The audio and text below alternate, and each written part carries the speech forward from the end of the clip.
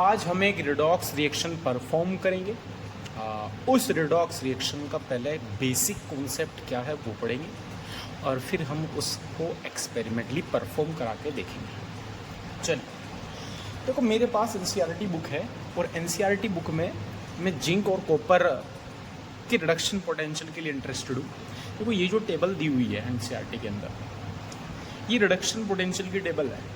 इसमें फ्लोरीन का reduction potential सबसे ज़्यादा है +2.87 वोल्ट, और लिथियम का रिडक्शन पोटेंशियल सबसे कम है -3.05 वोल्ट।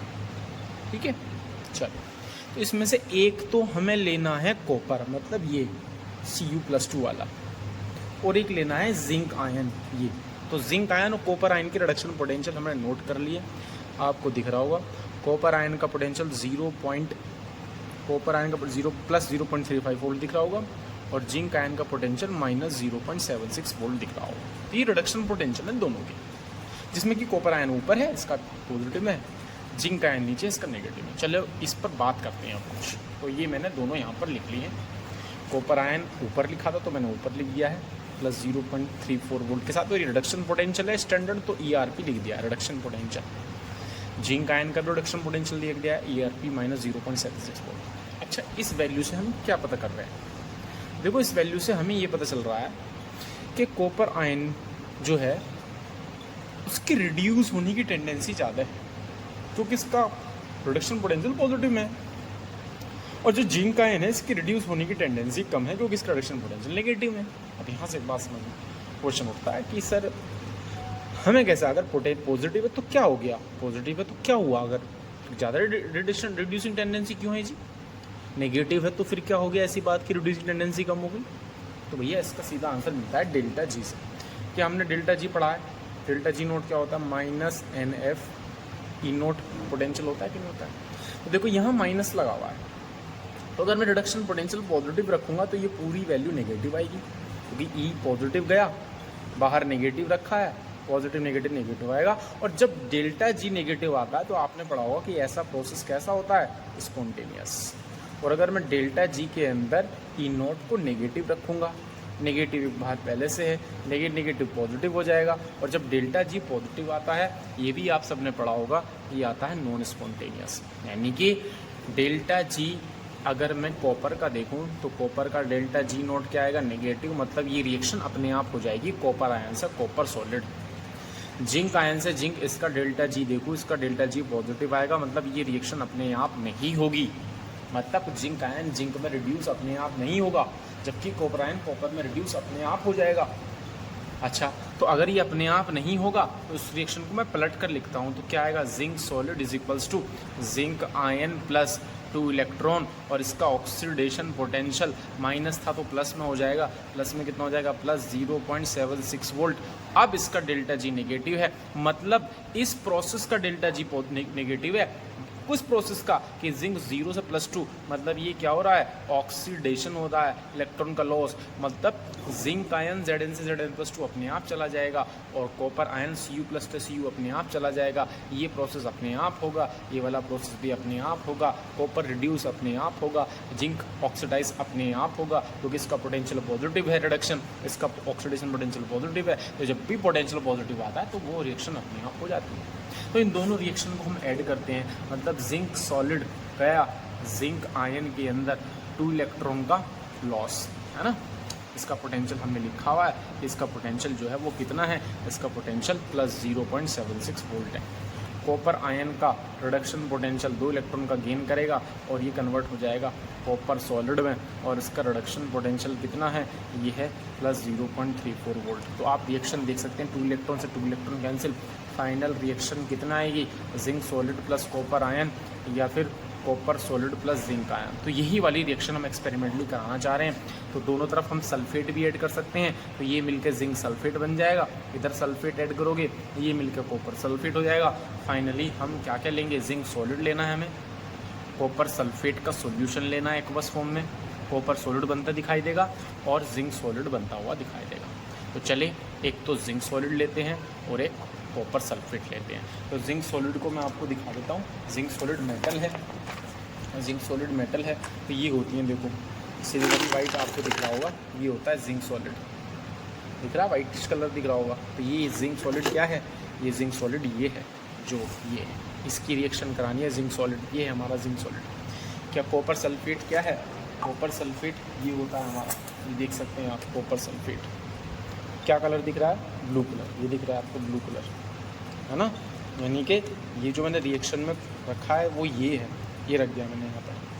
तो इन दोनों की आपस में रिएक्शन करा रही हैं। क्या ये अभी रिएक्शन कर सकते हैं, नहीं कर सकते हैं। ये भी सॉलिड फॉर्म में है, ये भी सॉलिड फॉर्म में, अभी ये रिएक्शन नहीं कर सकते। बताओ कहाँ रिएक्शन कर रहे हैं, मैं यहाँ टच करा दूँ, बताओ कैसे मिक्स होंगी, कैसे रिएक्शन करें। तो इनको रिएक्शन कराने के लिए मुझे कॉपर सल्फेट का सॉल्यूशन बनाना पड़ेगा। तो चलिए कॉपर सल्फेट का सॉल्यूशन बनाते हैं और फिर स्टार्ट करते हैं एक्सपेरिमेंट। चलिए हमने एक बीकर के अंदर वाटर ले लिया है, इसके अंदर हम कॉपर सल्फेट मिलाकर सॉल्यूशन बनाएंगे और इसको डिसॉल्व करते हैं अच्छे से।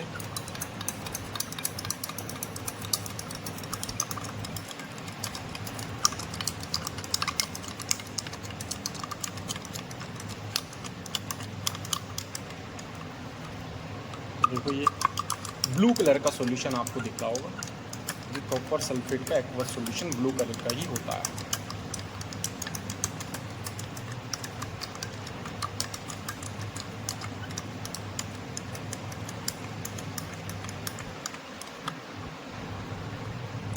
देख सकते हैं आप ये सॉल्यूशन, देख पा रहे होंगे आप इस सॉल्यूशन को, और जूम कर सकते हैं आप, देख सकते हैं कैसा सॉल्यूशन तैयार हो रहा है हमारा, देख रहे हैं आप, है ना। चलो ये कॉपर सल्फेट का सॉल्यूशन तैयार हो गया हमारा। अब इस सॉल्यूशन में हम क्या करेंगे, ये जो है हमारे पास जिंक सॉलिड है ना, ये रिएक्शन 12th NCERT में भी है, 11th NCERT में है, 12th NCERT में इलेक्ट्रोकेमिस्ट्री चैप्टर में है, 11th NCERT में रेडॉक्स चैप्टर में। चलो इसको हम डिप कर देते हैं यहाँ पर, देखते हैं ये कुछ बात कैसा हो जाएगा। ये हमने यहाँ पर डिप कर दिया, रिएक्शन यहाँ पर स्टार्ट हो चुकी है। वो रिएक्शन देखते हैं थोड़ी देर बाद इस जिंक सॉलिड की क्या कंडीशन होगी, इस जिंक सॉलिड पर क्या बदलाव आएगा वो हमें देखना है ना। तो आपको दिख रहा होगा ये जिंक दिख रहा है, मेटल आपको देखिए, जिंक मेटल दिख रहा होगा आपको। मैं यहाँ से थोड़ा सा, अब आपको क्लियर दिख रहा होगा यहाँ पर, ये देखो ये मेटल आपको दिख रहा होगा। तो आप मेटल पर फोकस करें, है ना। मेटल को और जूम हम कर सकते हैं, ये देखिए ये मेटल है आपके सामने इस तरीके से। अभी आपको रिएक्शन में कोई ख़ास बदलाव नहीं होगा दिखेगा, लेकिन कुछ टाइम बाद रिएक्शन होती भी ज़रूर नज़र आएगी। तो हम इसका वेट करते हैं, है ना। अच्छा इसमें रिएक्शन में चल क्या रहा है, अभी हमने थोड़ी देर पहले पढ़ा था कि जिंक सॉलिड जब कॉपर सल्फेट से रिएक्शन करता है तो कॉपर सॉलिड बनेगा और जिंक सल्फेट बनेगा।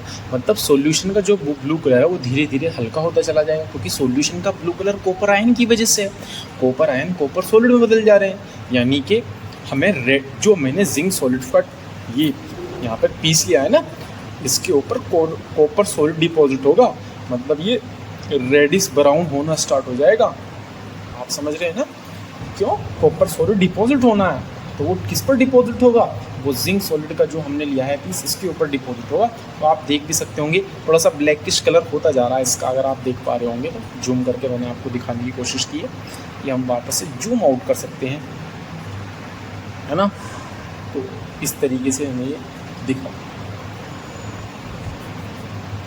तो इस तरीके से हम इस एक्सपेरिमेंट को परफॉर्म करेंगे तो हम क्लियरली देख पा रहे हैं। अभी हम देखते हैं कि अभी तक रिएक्शन कहाँ पहुँची है। तो हमने ये पीस थोड़ा सा निकाल लिया है, वो ये देख सकते हैं, ये थोड़ा सा अपना कलर चेंज कर रहा है, देखो दिख रहा है, रेडिश ब्राउन कलर, कॉपर का रेडिश ब्राउन कलर आ गया है। ठीक है जी, वापस है। तो इसको कुछ टाइम बाद देर तक हम रखेंगे तो हल्का सा रेडिश, हल्का सा ब्राउन, जैसे तांबे के बर्तन होते हैं ऐसा कलर हमें यहाँ दिखेगा। और इस तरीके से हम कह सकते हैं जो NCERT में रिएक्शन है कि भैया कॉपर डिपॉजिट होगा बॉटम पर भी और जिंक सॉलिड पर भी, और ब्लू कलर का जो सॉल्यूशन है वो धीरे धीरे फेड होता चला जाएगा। ठीक है जी, चलिए।